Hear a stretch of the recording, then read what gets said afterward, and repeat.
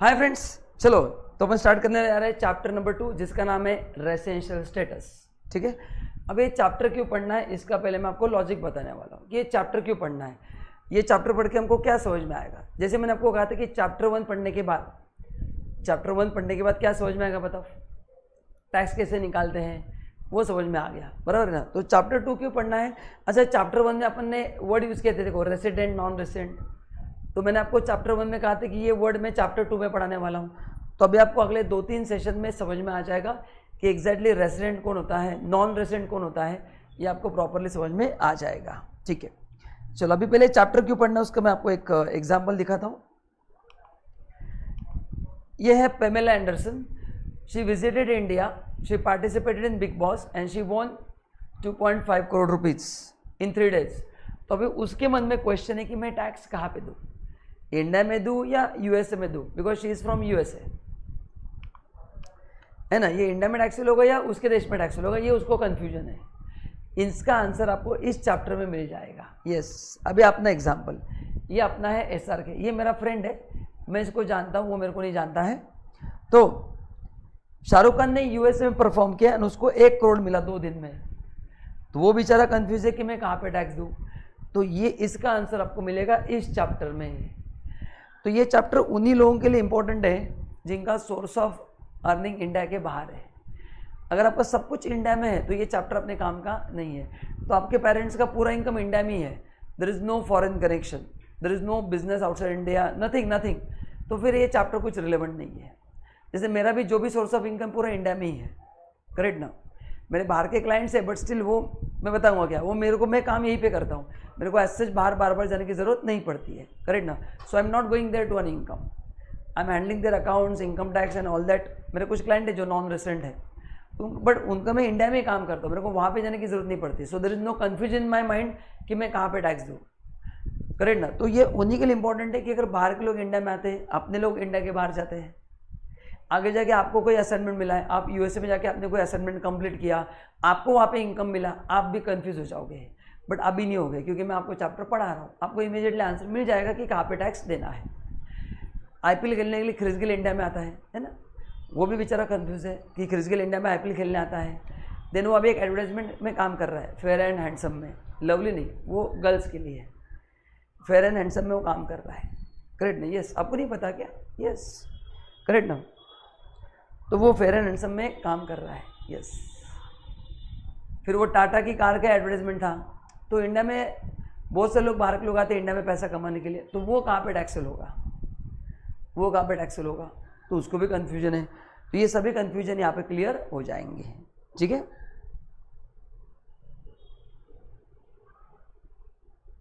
चलो, the tax incidence on depends on the resident status. अच्छा, before going आइड, मैंने जो आपको मेल भेजा है उस मेल को इमीडिएटली ओपन कीजिए।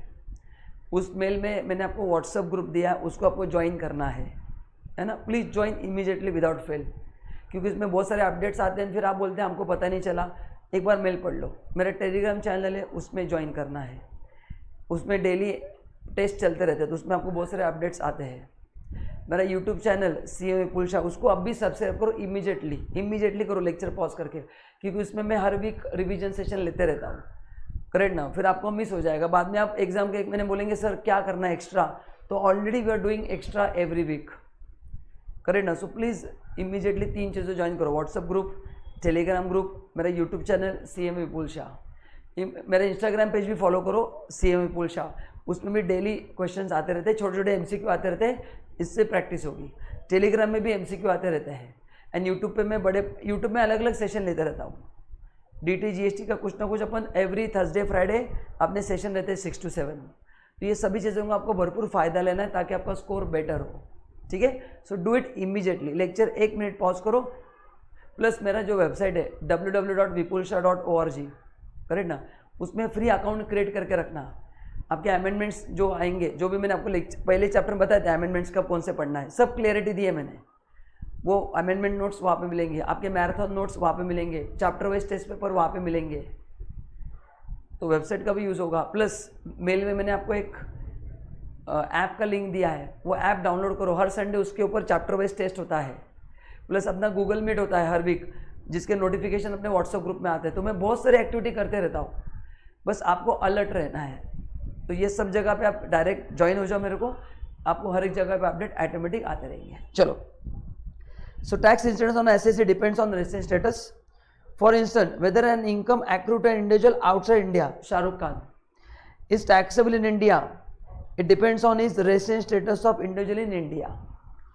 Similarly, whether an income earned by foreign national, Pamela Anderson, in India, outside India, is taxable in India, depends on resident status rather than citizenship. एकदम important point, citizenship is not the criteria to decide resident status. जो live virtual में उनको clear है ना? हाँ, any doubt? Okay, no doubt. तो क्या मैंने बोला कि बाजू में लिख के रखो, citizenship is not the criteria to decide resident status, आपके नॉलेज के लिए। Therefore, the determination of resident status of SSC is very important in order to find his tax liability. Yes, तो पहले मैं आपको पढ़ाऊंगा रेसिडेंट स्टेटस, एक बार वो फिक्स हो गया फिर आपको पता चलेगा कि क्रिस गेल कौन से इनकम पे इंडिया में टैक्स देगा, कौन से इनकम पे इंडिया के बाहर टैक्स देगा। एंड एक बार वो फिक्स हो गया तो फिर अपन एंड में निकालेंगे टैक्स लायबिलिटी, जो अपन ने ऑलरेडी चैप्टर 1 में डिसाइड किया है। तो इस चैप्टर का पर्पस रेसिडेंट स्टेटस नहीं है, इस चैप्टर का पर्पस है कि to fix up your resident status, to find out on which income Chris Gayle will pay tax in India and in his country. That is the actual intention. चलो, so what is the criteria? Sir कैसे decide होता है? आपने बोला citizenship is not the criteria, तो what is the criteria? अगर आप individual इंसान हो तो आपके लिए क्राइटेरिया है पीरियड ऑफ स्टे। तो क्रिस गेल हो, एबी डिविलियर्स हो, शाहरुख खान हो, पेमेला एंडरसन हो, उनका इंडिया में स्टे कितना देखा जाएगा, दैट इज द क्राइटेरिया। तो stay is the criteria. HF अगर है तो place of control and management. मैं अभी क्राइटेरिया पढ़ रहा हूँ, अभी आपको समझ में नहीं आएगा, ये एक एक क्राइटेरिया पे बहुत डीप में डिस्कशन होने वाला है। कंपनी के लिए place of effective management and बाकी सभी एसएससी के लिए place of control and management. तो मैक्सिमम एसएससी जो है, मतलब इंडिविजुअल एंड अदर, उन सब के लिए क्राइटेरिया क्या है? Place of control and management. उन सब के लिए क्राइटेरिया क्या है? Place of control management. And बाकी इंडिविजुअल के लिए स्टे है एंड कंपनी के लिए है प्लेस ऑफ इफेक्टिव मैनेजमेंट। ये जब क्राइटेरिया है। अभी ये लिखो IMP, है ना, मतलब ये एग्जाम के एक दिन पहले पढ़ना है। अच्छा, काफ़ी बच्चों के क्वेश्चंस आते हैं, सर सभी सेक्शन लर्न करना है क्या? नहीं, मैं जहाँ जहाँ पे IMP बोलता हूँ ना, वही सेक्शन आपको लर्न करना है, वही सेक्शन आपको लर्न करना है, सभी सेक्शन लर्न नहीं करना है। और एक होमवर्क है आपके लिए, हर एक चैप्टर के बाद यू मेक अ लिस्ट और एक अलग से नोटबुक बनाओ 20-30 पेजेस का, चैप्टर, उसके सेक्शन एंड उसका रेफरेंस, चैप्टर सेक्शन रेफरेंस। तो ये प्रॉपरली आपका एंड में स्टेप बाय स्टेप उस पर लिखते जाओ कौन से सेक्शन है, ताकि आपके ऐसे एक लिस्ट रहेगा कि एग्जाम के एक दिन पहले फटाफट 50 सेक्शन फटाफट एक बार पढ़ना है। क्योंकि काफ़ी बच्चों को डाउट होता है कि सेक्शन बेस्ड क्वेश्चन आ गए, तो आई अंडरस्टैंड पढ़ना डिफिकल्ट है, बट जो इंपॉर्टेंट है वही आने के चांसेस होते हैं ना, तो उसको तो हम पढ़ सकते हैं। I agree, we can not read 150, but जो 40 इंपॉर्टेंट है उसको 2-3 बार पढ़ लिया, उसमें से 1-2 आगे तो मार्क्स मिल जाते हैं। तो जो चीज़ डिफिकल्ट है उसको सिस्टमेटिकली पढ़ना पड़ता है, पूरा पढ़ना पॉसिबल नहीं है, बट जितना पढ़ना उतना तो पढ़ो, है ना। Okay, resident status determine for each category of person separately, मतलब हर एक पर्सन के लिए अलग अलग क्राइटेरिया है जो मैं आपको पढ़ाने वाला हूँ। The resident status to be determine for previous year, very very important sir. ये क्योंकि देखो क्रिस गेल का स्टेटस सब प्रीवियस ईयर में देखना है या असेसमेंट ईयर, जिस साल का इनकम उस साल का स्टेटस, जिस साल का इनकम उस साल का स्टेटस। तो ये देखना है 21-22। अपना प्रीवियस ईयर कौन सा है? अपना एग्जाम 2022 में है, तो अपना प्रीवियस ईयर है 21-22। सो असेसमेंट ईयर का स्टे इसके लिए इंपॉर्टेंट नहीं है, वो अगले साल के लिए इंपॉर्टेंट है। As we have to determine income of the previous year only, it is to be calculated for every year. अच्छा, मतलब मैं जो आपको प्रोविजंस पढ़ाने जा रहा हूँ ये हर साल अप्लाई होंगे, क्योंकि क्रिस गेल का स्टे हर साल चेंज हो सकता है। हाँ सर, क्रिस गेल का स्टे हर साल चेंज हो सकता है। A person can be resident of more than 1 country for any previous year. Now मैं जो आपको प्रोविजन पढ़ाने वाला हूँ, जैसे इंडिया के प्रोविजन है, अलग अलग कंट्री के अलग अलग प्रोविजन है। तो अगर सर मैं एक साथ 2 कंट्री का रेसिडेंट बन गया तो क्या होगा? करेक्ट ना, क्या होगा सर फिर?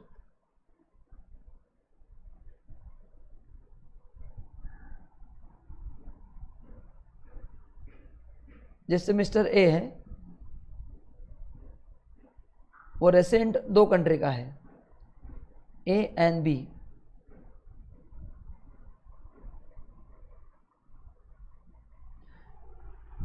वो कंट्री ए एंड बी दोनों का रेसिडेंट है, तो क्या दोनों देश में टैक्स देगा क्या? नहीं नहीं नहीं, नहीं। करेक्ट ना।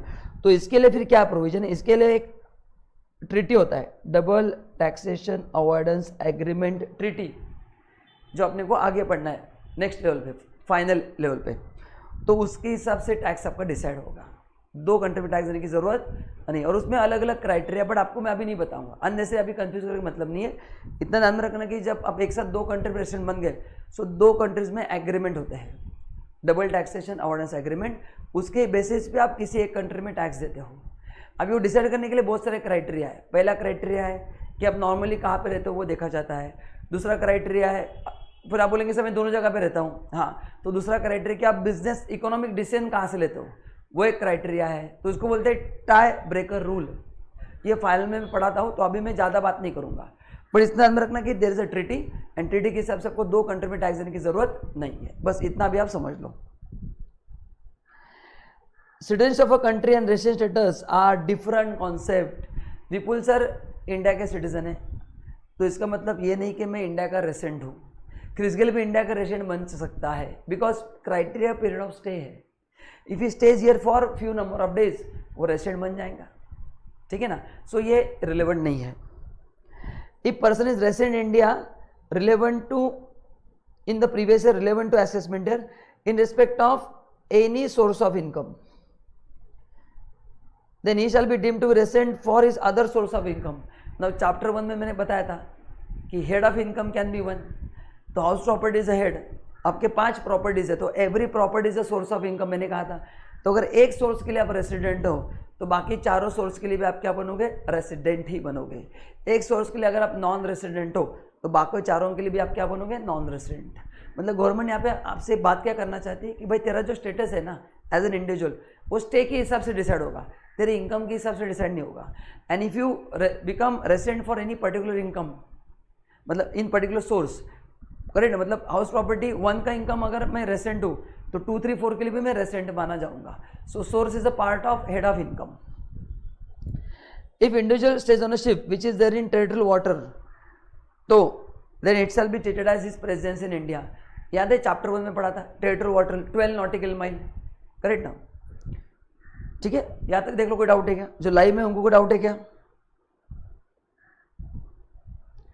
नहीं अभिजीत, अभी अपने को नहीं पढ़ना है वो जो डबल टैक्सेशन है अभी नहीं, फाइनल में, तो अभी वो डाउट मत पूछो, करेक्ट ना। Yes, any other doubt? Okay, ठीक है। Now this is very important. यहां पे मैं आपको क्या पढ़ाने वाला हूं, लिखो बाजू में सब लोग, आप भी लिखो।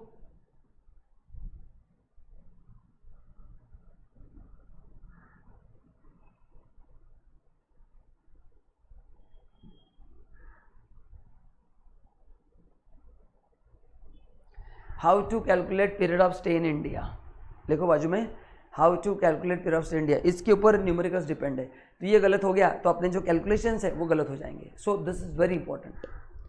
ये मैं आपको पढ़ाऊंगा तो आपको अभी समझेगा नहीं, करेक्ट ना। चलो एक बार पढ़ लेते हैं। 24 hours shall be treated as 1 day. हाँ, मतलब क्या, क्रिस गेल 12 तारीख को आया और 20 तारीख को गया, तो जब आया तो वो कुछ घंटे फर्स्ट डे इंडिया में था। 12 तारीख को 6 बजे आया शाम को, तो 12 तारीख को 6 घंटे ही था, करेक्ट ना। तो जब आप आओगे, जब जाओगे, एक पर्टिकुलर टाइम को जाओगे रहोगे, तो उस दिन का नंबर ऑफ आवर्स का टोटल करना है। एंड अगर वो 24 आवर्स है तो एक दिन लेना है, अगर वो 22 घंटे हो रहा है तो उसको इग्नोर करना है, करेक्ट ना। क्योंकि आते जाते समय आप एक स्पेसिफिक टाइम को जाते हैं ना इंडिया के बाहर, और अपना फ्लाइट का टाइम फिक्स रहता है, तो उस दिन हम इंडिया में एक स्पेसिफिक आवर्स के लिए रहते हैं, एम आई राइट? हाँ, तो वो आवर्स का टोटल लो, 24 या उससे ज़्यादा है तो एक दिन मानेंगे, नहीं तो इग्नोर करेंगे। It is not essential stay should be at same place, मतलब इंडिया में रहना है। ऐसे नहीं कि क्रिस गेल अगर मुंबई में आया तो मुंबई में रहेगा।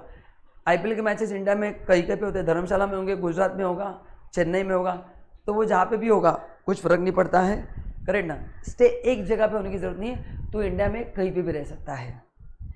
Continuous stay is not required, मतलब कंटिन्यूस स्टे मतलब ऐसे नहीं कि एट स्टे रहना है। क्रिस गेल इंडिया में आईपीएल के लिए आएगा, वापस वेस्ट इंडीज जाएगा, वापस इंडिया में आएगा, सो आप आ सकते हो, इंडिया में जा सकते हो। सिर्फ कॉमन सेंस बताता हूँ।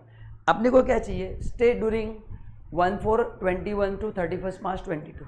अपना प्रीवियस ईयर 21-22 का स्टे चाहिए। भाई तू रोज आना, अप डाउन कर, बस का पास निकाल के, फ्लाइट का पास, हमको कुछ फर्क नहीं पड़ता है, बस का पास होता है ना, पीएमटी का, पुणे में पीएमटी बोलते हैं, पुणे म्यूनसिपल ट्रांसपोर्ट ऐसा कुछ तो भी, तो आपके सिटी में अलग नाम रहेगा, तो वो फर्क नहीं पड़ता है भाई। तू एक साथ कितने भी ना, अपने को फोकस किस पे करना है, 1 अप्रैल के बाद एंड 31 मार्च के पहले उसका इंडिया में स्टे कितना है, ठीक है। तो कंटिन्यूस स्टे इंपॉर्टेंट नहीं। अब एक मैं पॉइंट आपके सामने रखना चाहूंगा, देखो थोड़ा,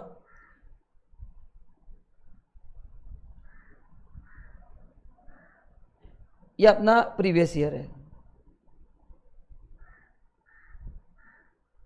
तो इस पीरियड का स्टे अपने लिए इंपॉर्टेंट है, करेक्ट ना। अपने को स्टे कौन सा देखना है, इस पीरियड का देखना है, उसके पहले का अभी इंपॉर्टेंट नहीं। प्राइमा फेसी अपन देखना है कि 2021 में इंडिया में कितने दिन था वो, ठीक है, और उसका डेटा वो अपने को देगा, वीजा पे रहता है ना इंडिया में कब आए, तो उस बेसिस पे अपन कैलकुलेट कर सकते हैं कि ये बंदा इंडिया में कितने दिन था। अच्छा, काउंटिंग नंबर ऑफ डेज, अच्छा मतलब क्या है, देखो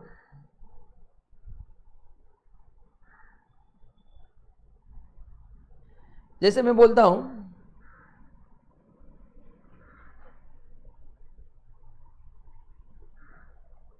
क्रिस गेल इंडिया में आया 12 अप्रैल को,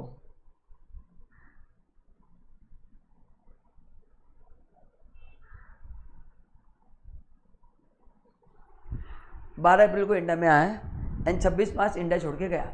अभी उसका आने जाने का समय नहीं दिया है, 12 अप्रैल का आने का समय नहीं दिया है, 26 मार्च का जाने का समय नहीं दिया है, तो इन दोनों दिन को पूरा काउंट करना है, बिकॉज एकेडमिक लेवल पे अपने पास इन्फॉर्मेशन नहीं है। प्रैक्टिकली वीज़ा पे लिखा रहेगा फ्लाइट कितने बजे आए, मतलब वो रहेगा, उसमें प्रॉब्लम नहीं आएगा, बट एग्जाम में क्या करोगे, तो एग्जाम में अगर उसका आने जाने का समय नहीं दिया है तो दोनों दिन को पूरा काउंट करना है, दोनों दिन को पूरा क्या करना है, काउंट करना है, ठीक है।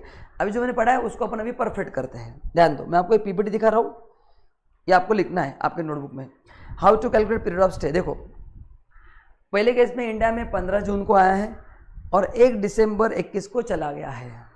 अभी पहला क्वेश्चन आप सबसे सब लोग आंसर दो, उसका मैंने आने जाने का समय आपको नहीं दिया है, तो बताओ 15 जून एंड 1 दिसंबर को आप पूरा काउंट करोगे या पार्ट, सब लोग आंसर दो। आपका आंसर तो मैं देख नहीं सकता, जो लाइव वर्चुअल उनका देख लेता हूँ। Correct Abhijit, Isha, perfect, correct correct. तो दोनों दिन को काउंट करना है, तो करेक्ट ना। तो देखो 15 जून से 1 दिसंबर, तो अभी देखो ध्यान दो सब लोग कैसे काउंट करना है, आ रहे 170 डेज। देखो अभी ध्यान दो सब लोग, 15 जून को काउंट करना है क्योंकि आने का समय नहीं दिया है, मतलब 14 डेज को काउंट नहीं करना है, 15 को काउंट करना है, मतलब 14 को काउंट नहीं करना है। जून में होते 30 दिन, सो 30 माइनस 14 16 डेज आएंगे। डायरेक्ट 30 माइनस 15 मत करो, बी केयरफुल। मैं क्या बोल रहा हूँ वापस बताता हूँ, 15 को काउंट करना है, मतलब पहले 14 को काउंट नहीं करना है। सो जून में टाइप करो मेरे साथ 30, सब लोग टाइप करो 30 माइनस, सर ने बोला है 14 काउंट नहीं करना है, मतलब जून के काउंट होंगे 16, जुलाई 31, अगस्त 31, सितंबर 30, अक्टूबर 31, नवंबर 30, 1 दिसंबर काउंट होगा। नंबर ऑफ आवर्स नहीं दिए, 1 दिसंबर काउंट करो। आंसर मेरा आ रहा है 170 दिन। ओके, तो ये बंदा इंडिया में 170 दिन था। उसका यूज कैसे करना है बाद में पढ़ाऊंगा मैं, अभी पहले आप लर्न कर लो how to calculate number of stay, ठीक है। Is this clear? अच्छा वापस बताओ, देखो कुछ लोगों को डाउट है लाइव वर्चुअल में, 15 जून को पूरा काउंट करना है और 1 दिसंबर को भी पूरा काउंट करना है। तो 15 को काउंट करना है, मतलब जून के 14 डेज को मैं हटाऊंगा, सो 30 minus 14, do it on calculator for me. हाँ, तो इसलिए जून के 16 लिखे। इज दिस क्लियर नाउ जो लाइव वर्चुअल में है? Yes, great.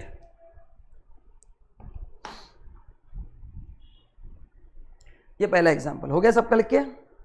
हाँ, बस अभी अगर अपने कैलकुलेशन मिस्टेक है तो मैं कुछ नहीं कर सकता हूँ। अगर अपने नंबर डेज गलत लिखे तो I can't help it out, है ना। मतलब ये टैक्स का कुछ पार्ट नहीं है, ये कॉमन सेंस है कि यहाँ से यहाँ तक कितने डेज आते हैं।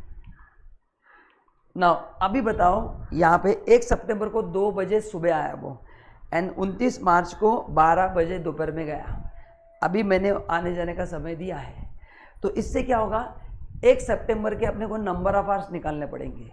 2 सितंबर से तो पूरा इंडिया में था वो, 2 सितंबर से तो पूरा इंडिया में था, बट 1 सितंबर में नंबर ऑफ आवर्स निकालने पड़ेंगे 2 AM से। ऊपर 15 जून को नंबर ऑफ आवर्स नहीं थे, इसलिए मैंने 15 को पूरा काउंट किया, बट यहाँ पे 1 तारीख को नंबर ऑफ आवर्स में काउंट करेंगे 2 से 30, 2 से 30 पूरा काउंट होगा, 2 सितंबर 30 पूरा काउंट होगा। सेम 29 मार्च को 12 बजे गया, मतलब 28 दिन तो मार्च के पूरे एंड में था। 29 मार्च को अगर गया तो 28 दिन तो पूरे एंड में था, तो मार्च के 28 दिन पूरे काउंट होंगे एंड 29 मार्च के नंबर ऑफ आवर्स काउंट होंगे। चलो तो कितने आवर्स होंगे बताओ। 2 AM मतलब सुबह के 2 बजे आए, तो 1 तारीख रात को 12 बजे खत्म होगा, तो बताओ 2 AM रात के 12 PM, बोलो बोलो कितने घंटे था बताओ। 2 AM 22 घंटे बराबर।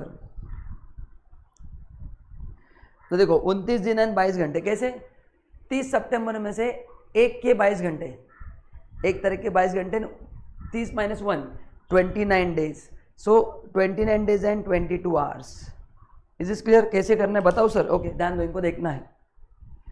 सी देखो पहले 30 - 1 तो करो, तो सितंबर के तो 20 डेज आएंगे, क्योंकि 2 तारीख से तो पूरा एंडेमिज था, 1 तारीख से था but number of hours, and रात को 2 बजे से morning 2 AM to next day 12 and रात का 12, करेक्ट ना। तो कितना हो गया, कितना हो गया बताओ, कितना हो गया 22 घंटे। नाउ अक्टूबर के 31, नवंबर 30, दिसंबर 30, जान 30, फरवरी में बी केयरफुल। अगर लीप ईयर है तो 29 दिन लेना है, लीप ईयर है तो 29 दिन लेना है। तो 2000 तो फरवरी में लीप ईयर कब आता है?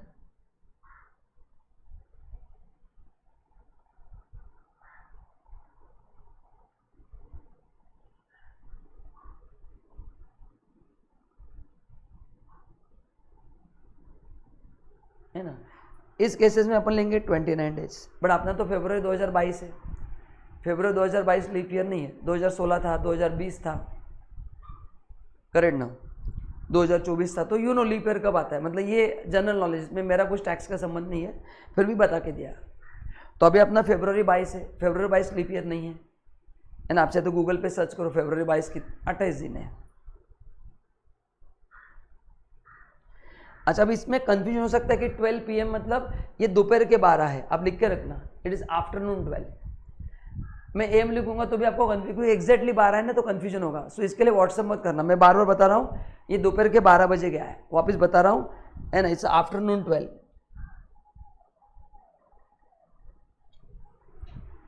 लिख दिया मैंने।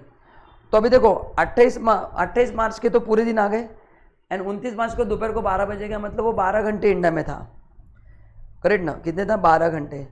तो इन सिंपल वर्ड्स इसका अगर मैं टोटल लेता हूं तो टोटल वो 34 आवर्स इंडिया में था। जिस दिन आया उस दिन 22 घंटे, जिस दिन गया उस दिन 12। अच्छा 12 PM का कंफ्यूजन नहीं चाहिए मेरे को, मैंने बता दिया। आप 12 PM लिखो ही मत, आप लिखो 12 आफ्टरनून, नहीं तो आप मेरे को बाद में व्हाट्सअप करोगे, इसलिए बार बार बता रहा हूँ इट्स 12 आफ्टरनून। PM हटा दो, वहाँ पे लिखो 12 आफ्टरनून। सबने लिखा क्या? हाँ आप भी लिख लो। तो दोपहर को 12 बजे गया, मतलब 29 तारीख को 12 घंटे था, रात के 12 से दोपहर के 12, तो टोटल 34 आवर्स है। एंड अब इसको राउंडिंग ऑफ कैसे करना है, इसका एक ही दिन लेना है, क्योंकि लॉ क्या बोलता है, अपन ने पढ़ा है 24 आवर्स को एक दिन मानना है। ऊपर के 12 घंटे स्वाहा लैप्स होंगे, ऊपर के 12 घंटे पे ध्यान मत दो, वो लैप्स होंगे, उसका इग्नोर करना है, लैप्स करना है, तो एक दिन माना जाएगा। तो अब इसका टोटल लो और उसमें एक दिन ऐड करो, बताओ कितने आ रहे हैं सब लोग। सो 29 + 31 + 30 + 31 + 31 + 28 + 28 + 1, 210 दिन आ रहा है, 209 दिन। देखो एक बार 29 31 30 31 28 28 बराबर है, चेक करो। सितंबर, अक्टूबर, नवंबर, दिसंबर, जनवरी, फरवरी, मार्च, 208 आ रहे, sorry 208 + 1, 209 days is the right answer. ठीक है, तो यहाँ पे आने जाने का समय दिया है, तो अपन ने उसको नंबर ऑफ आवर्स पे काउंट किया। पहले क्वेश्चन में आने जाने का समय नहीं दिया था, तो उसको पूरा काउंट करना है। ठीक है, चलो तीसरा क्वेश्चन।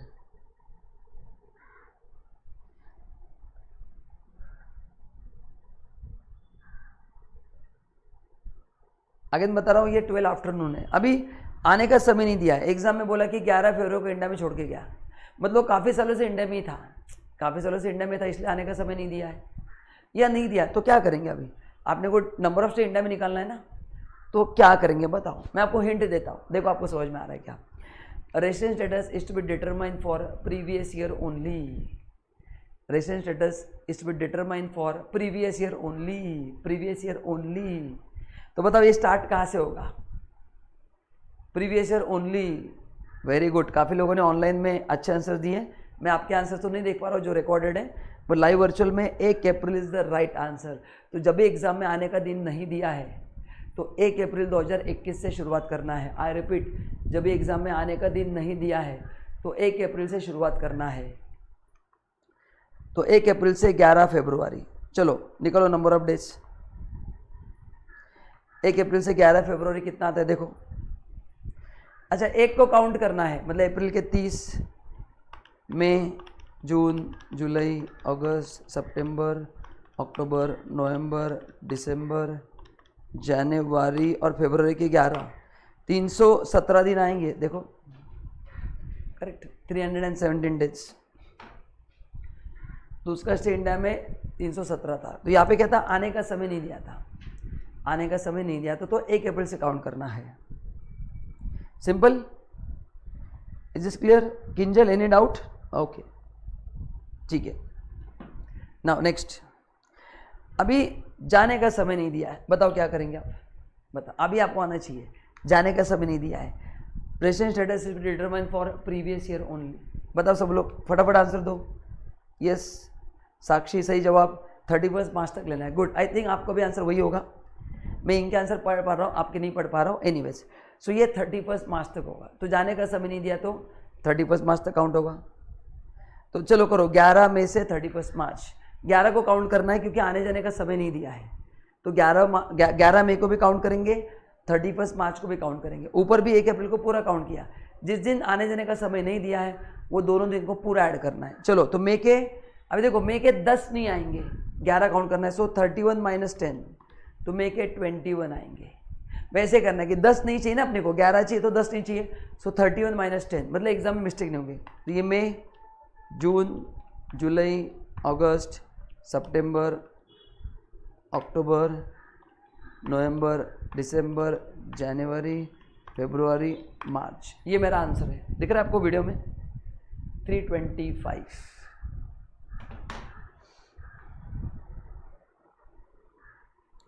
325 डेज आएगा। कितना आएगा? 325 डेज आएगा। Is this clear? तो ये आ गया तो अपने को कैलकुलेशन, ये नहीं आया तो फिर अगला कौन सा समझ को मतलब नहीं, क्योंकि अगर आपने डेज गलत काउंट किए तो मैं आगे कितना भी प्रोविजन बराबर पढ़ाऊँ, आपका आंसर गलत ही हो जाएगा। So this is very important, it's very easy. बस घर पे जाके यही क्वेश्चन बिना देखे सॉल्व करो, अपने व्हाट्सएप ग्रुप में शेयर करना है ना। जो लाइव वर्चुअल है या जो रिकॉर्डेड लेक्चर्स ले रहे हैं, मैं जो बोलता हूँ, आप जो घर पे होमवर्क कर रहे हैं वो प्लीज़ ग्रुप में शेयर करते जाओ, ताकि आपको एक क्रॉस चेक रहता है कि आप कर रहे कि नहीं। So please do share this, do it again and share it in the group. PDF बना के भेज दो, फिर एक बार मैं देख लूँगा, आपका हैंड राइटिंग भी देख लूँगा कैसा है क्या नहीं। मतलब मेरे को जो जो टिप्स लगते हैं मैं आपको दूंगा। फिर आप जितना मेरे को कॉपरेट करेंगे, मैं बोलता हूँ सुनेंगे, उतना आपका ही फायदा है, मेरा कुछ भी नहीं फायदा है। तो जितना आप होमवर्क करेंगे, करेक्ट ना। अच्छा, और एक क्वेश्चन से डेली कितना पढ़ना चाहिए मैं बताता हूँ। अभी डिपेंड्स, आपने वीडियो लेक्चर्स, एक काम करते हो, मैं बाद में आता हूँ उसमें, पहले मेरे को कॉन्सेप्ट कंप्लीट करने दो।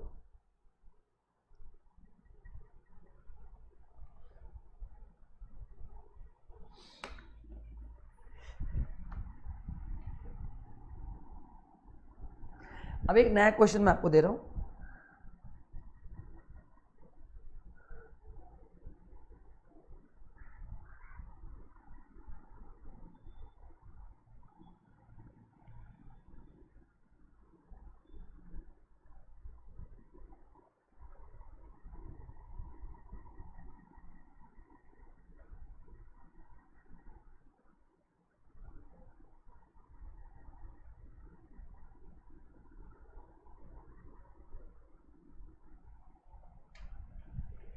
Mr. Vipul Shah came to India on 11 May 21 for 400 days in India। मैं 400 दिन के लिए इंडिया में आया हूँ। अभी यहाँ पे एग्जाम में क्वेश्चन है,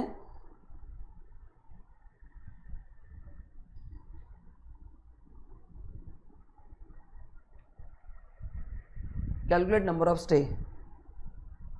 अब मैं इंडिया में कितने दिन था, बच्चे डायरेक्टली आंसर लिख देते सर 400। अरे 400 उसका इंटेंशन है, आपने को तो प्रीवियस ईयर का स्टे चाहिए ना, तो ये कंफ्यूजिंग क्वेश्चन एग्जाम में आते हैं। बच्चे डायरेक्ट लिखते 400 डेज गए मार्क्स।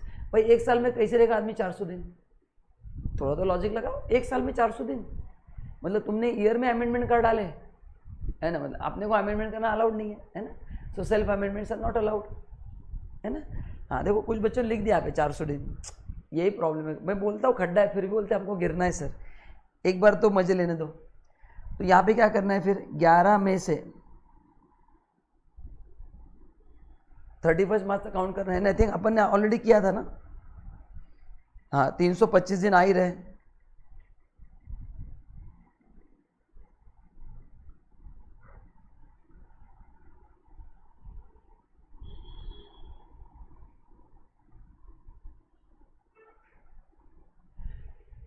थ्री 25 डेज कितना है, 325 डेज होगा।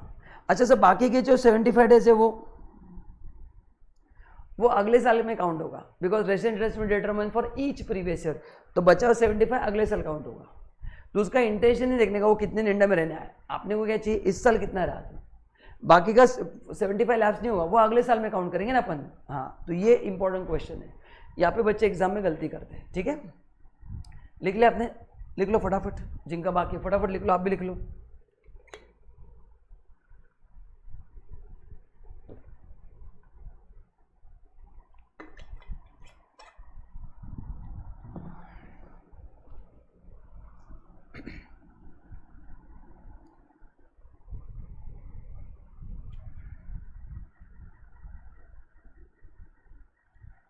तो ये चारों पॉइंट अपने हो गए। आगे ना सर ये कैसे पता चलेगा कि मैं कहाँ पे हूँ सर, मतलब कौन बताएगा ये किसकी रिस्पॉन्सिबिलिटी है। देखो whether SSC is a resident और non resident is a question of fact, depend ना नंबर ऑफ स्टे के ऊपर। As a duty of SSC to place all the relevant fact before income tax authority, मतलब आपका काम है उनको data देना। तो it is the responsibility of Chris Gayle to provide information regarding is number of stay in India. वो income tax officer नहीं बोल सकता ढूंढते दिखा, बता कितने दिन में इंडिया में था, बता मैं नहीं दूंगा मेरा वीज़ा पासपोर्ट। अभी इनकम टैक्स ऑफिसर कैसे चेक करेगा, हर एक एयरपोर्ट जाके चेक करेगा क्या बताओ क्रिस गेल यहाँ पे कब आया था। So obviously it's your responsibility, correct ना। तो ये आपको डेटा देना है कि सर ये इतने दिन में इंडिया में था। नाउ सेक्शन 62 मेक्स प्रिजम्पशन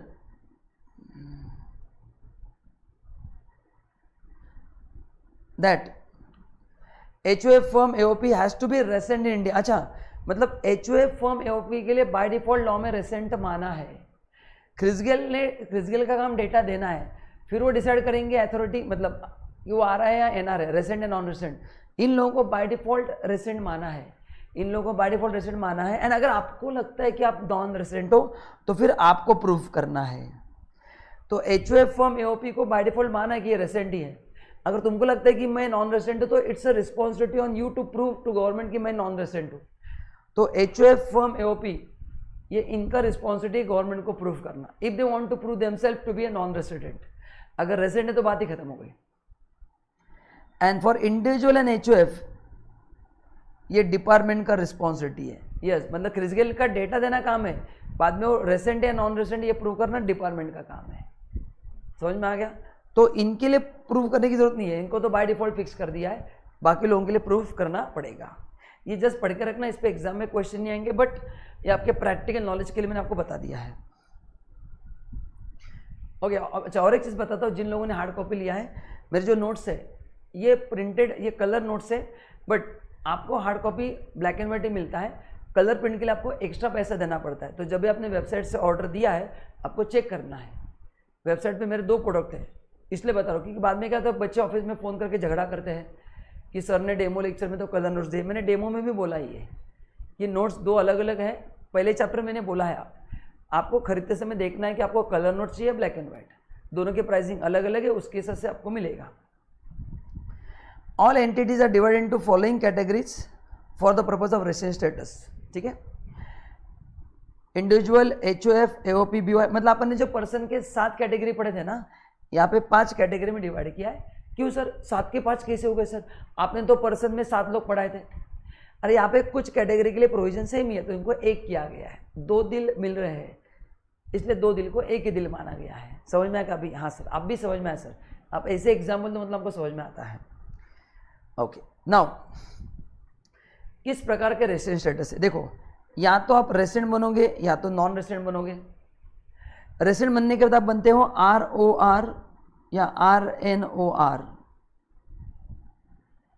अभी ये क्या, अभी आपको समझेंगे, ये टर्मिनोलॉजी है।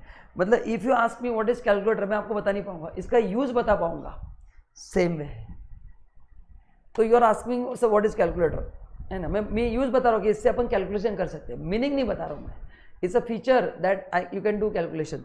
तो इसका मीनिंग मैं आपको नहीं बता रहा, दीज आर द टर्म्स, है ना? ये इनकम टैक्स में टर्म डिफाइन किए, इसका यूज कैसे करना उसके लिए अपने को 2-3 सेशन वेट करना पड़ेगा। तो ROR, RNOR, NR, ये 3 पॉसिबल स्टेटस है। अभी देखो, अभी बताओ इस डायग्राम में फर्क क्या, देखते कितने लोगों को समझ में आता है। मैंने एक लाइन ड्रॉ किया है, देखो 2 मिनट देता हूं, आप देखो क्या फर्क है। कुछ तो डिफरेंस दिख रहा है आपको, यहां पे देखो फर्क समझ में आएगा। Yes, anyone over here? मैं आपका तो सुन नहीं सकता, जो रिकॉर्डेड है, जो लाइव वर्चुअल है, बताओ।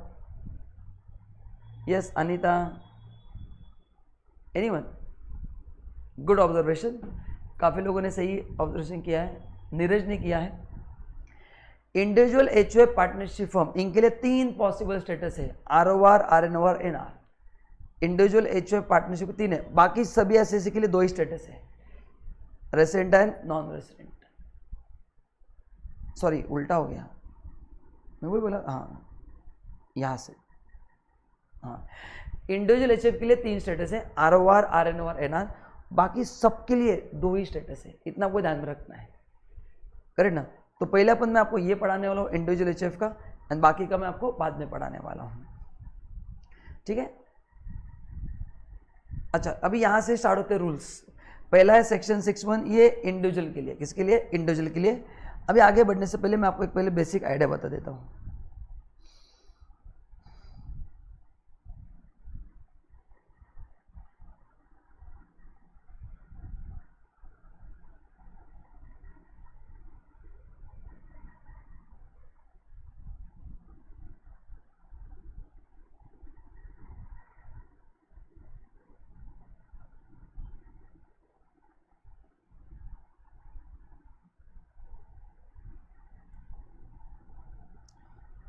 मैं लिख के बताता हूँ, ध्यान देना। सी, अपन पहले बात कर रहे हैं इंडिविजुअल की।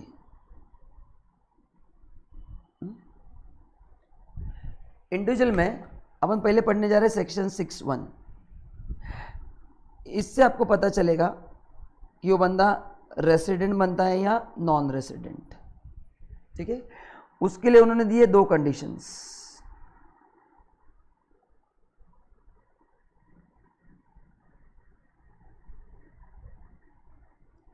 करेक्ट ना? मतलब RNR 2 कंडीशन है। अभी क्या आपको ध्यान में रखना है, मैं पहले स्ट्रक्चर बता रहा हूं ताकि मैं पढ़ाऊंगा तो इजी होगा। अगर दोनों कंडीशन उसने फुलफिल कर दिए तो भी आप RI बनोगे। ये किया, ये नहीं किया, ये नहीं किया, ये किया, तब भी आप RI बनोगे। एंड अगर एक भी नहीं किया तो आप बनोगे NR। बस इतना पहले स्ट्रक्चर दिमाग में फिट कर दो कि मैं आपको 2 कंडीशंस पढ़ाने जा रहा हूं, है ना? दोनों एक साथ फुलफिल किए तो भी रेसिडेंट, दोनों में से एक किया तो भी रेसिडेंट, कोई भी हो फिर, एंड दोनों नहीं किया तो नॉन रेसिडेंट आप कहलाओगे। इसमें अमेंडमेंट हुआ है, मैं वो भी बताने वाला हूँ। एंड फिर मैं आपको पढ़ाने वाला हूँ सेक्शन 6(6), जिससे आप डिसाइड करते कि वो बंदा ROR है या RNOR है।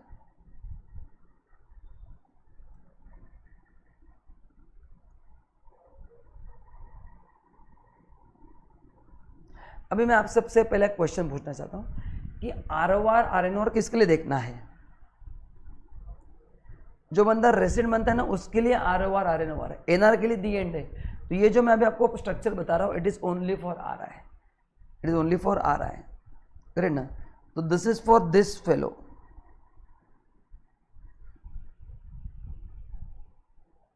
नॉन रेसिडेंट तो रोड ही खत्म हो गया। अब इसमें भी उन्होंने कंडीशंस दी है, 2 कंडीशंस 1 and 2। अगेन वही पॉसिबिलिटी है, क्या सर दोनों करेगा, दोनों में से एक करेगा या दोनों नहीं करेगा, है ना। तो यहाँ पे थोड़ा स्ट्रक्चर अलग है, इन केसेस में बनता है वो RNOR एंड यहाँ पे बनता है वो ROR, यहाँ पे बनता है वो ROR। तो यहाँ पे एडिशनल, इसको बोलते हैं एडिशनल कंडीशन, इसको बोलते हैं बेसिक कंडीशन।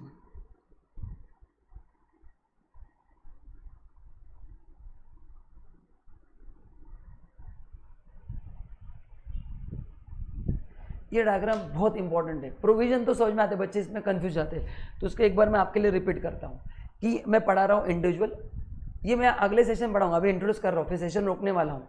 मैं थोड़े ज़्यादा ब्रेक देता हूँ ताकि एक एक सेक्शन दिमाग में फिट हो। तो ये जो मैंने पढ़ा है ना, ये आपको घर पे पहले रिवाइज करना अच्छे से।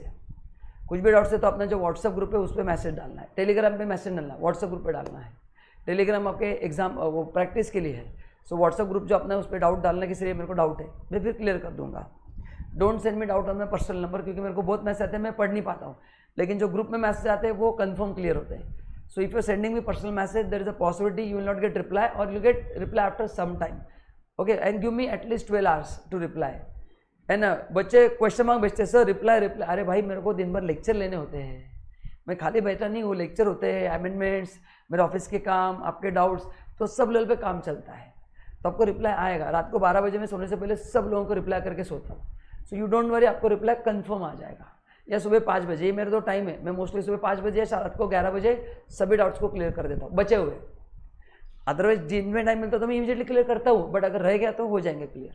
ऐसा फिर भी आप भूल गए तो रिमाइंडर कर देना, इंसान कभी कभी गलती होती है, इंटेंशन तो नहीं कर रहा हूँ ना, यस मोस्टली ऐसा नहीं होगा, बट कभी भूल गया तो रिमाइंडर कर देना, मैं आंसर दे दूंगा, करेक्ट ना। सो थोड़ा ही अपने को अंडरस्टैंडिंग लेवल पे करना पड़ेगा। आप भी मेरा होमवर्क डेली करते हैं क्या? नहीं करते हैं, फिर है ना, मैंने बोला है व्हाट्सएप में शेयर करो, आपने एक बार भी शेयर किया क्या है होमवर्क? नहीं किया है, तो फिर वैसे ही है ना, है ना। आप खुद होमवर्क नहीं कर रहे, मेरे से इतनी उम्मीद ला के रख के बैठे, कैसे होगा? मैं तो मेरा काम करूंगा, बट आप भी आपका काम करो। तो RI बनने के लिए कोई भी एक किया तो तुम RI बनोगे, बट RNOR के लिए दोनों बनेंगे तो ROR, दोनों में से एक बनेंगे तो RNOR। ये स्ट्रक्चर आपको अच्छे से लर्न करना है, ठीक है। बस आज मैं लेक्चर यहीं पे रोक रहा हूँ, क्योंकि ये आप एक बार पूरा इतना रिवाइज कर लो, बहुत ही इंपॉर्टेंट सेशन था ये। आगे का काफ़ी सिंपल है, ये सेशन समझ में आ गया तो आगे कुछ डिफिकल्ट नहीं है। ये सेशन 2 बार देखो, कुछ भी डाउट नहीं होना चाहिए, ठीक है। चलो thank you so much, bye bye, मिलते हैं अगले लेक्चर।